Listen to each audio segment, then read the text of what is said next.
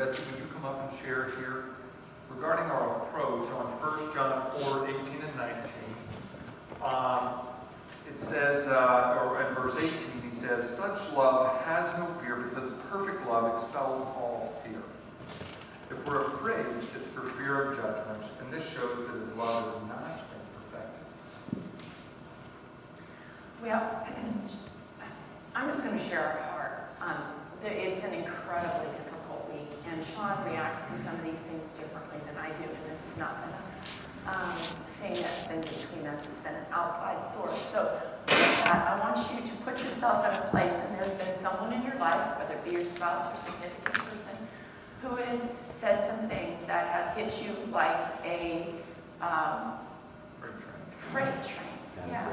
And right now, I'll just be straight with you. I'm still in the hospital, figuratively speaking, with a smashed pelvis, and I'm still in a healing process. But I want to share a little tiny bit about that healing process for me. For Sean, you see a little bit of joking around right now, and I think that's an edge that he has for protection for me right this second, is to be a little funny or whatever this morning. And for myself, I am reacting differently. When I start thinking of the things I can and be moved to tears very quickly, so I'm not going to go there mentally.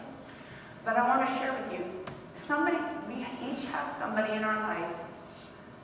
God puts people in our life for a reason, whether it be your spouse or someone else.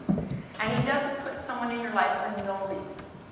So if someone has come into my life, Sean, let's just take for an example, we'll stay on a marriage thing. He says something to me that is incredibly, I get hit by a freight train. I have something to do with that. And this is the way I do it. I say, Lord, okay, you allowed that for a reason. You didn't allow it for no reason. You allowed it for a reason. What's the reason? What do you want to teach me about you, first of all? What more do you want me to teach me about myself, where I need to change? And so what are some of the truths in those words that really hurt me, that you want me to learn from? Sand off those rough edges. And what are those things in those words that you want to cast to the pit of hell? Because they're meant to bring me to a place that you don't want me to go.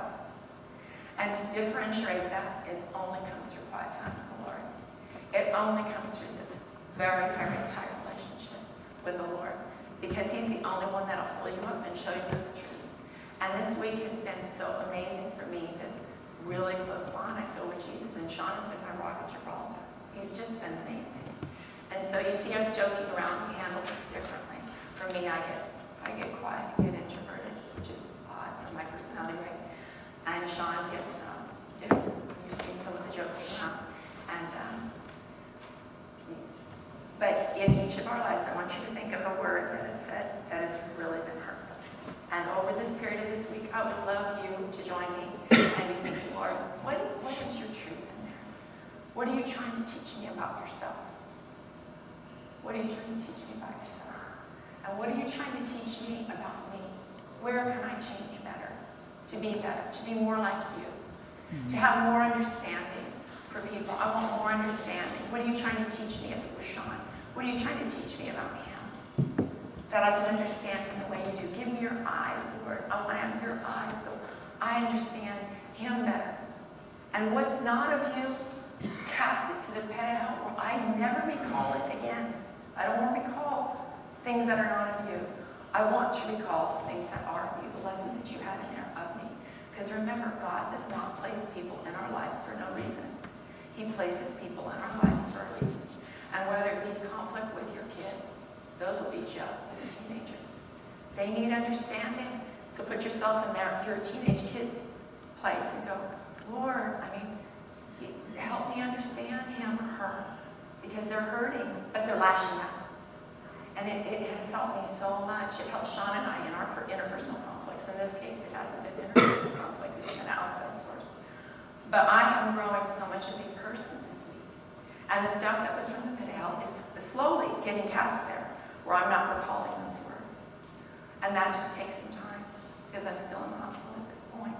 But if the big person does the right thing first, redemptive love, what would Jesus do in that case?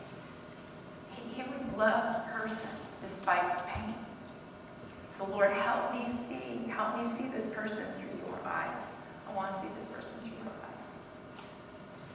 Thank you, Dave. Thank you for sharing from your heart. And what Betsy said, the bigger person does the right thing first. And what 1 John 4:18 and 19 goes on to say is that we love each other as a result of Him loving us first. And that's a really important perspective and priority to keep. God loves you. We've talked about the hard things, okay? We've talked about some skills that we need to have. In many ways,